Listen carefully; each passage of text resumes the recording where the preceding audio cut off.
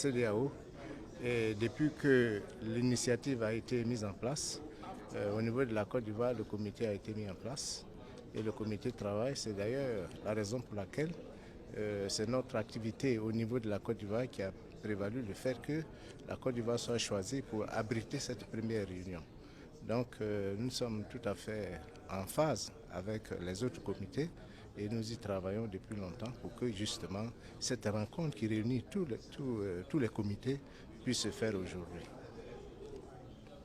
Professeur, cette réunion souligne le contrôle qualité des engrais. Oui. Comment ces engrais-là doivent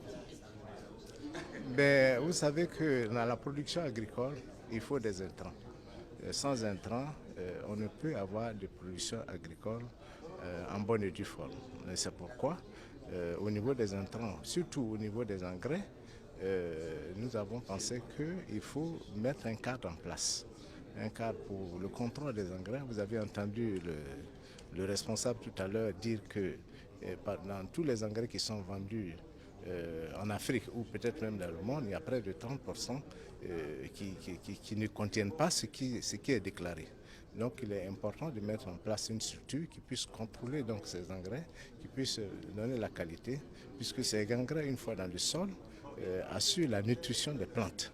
Et si nous disons que les plantes sont alimentées alors qu'en réalité ce n'est pas le cas, vous voyez bien qu'on n'aura pas la production escomptée.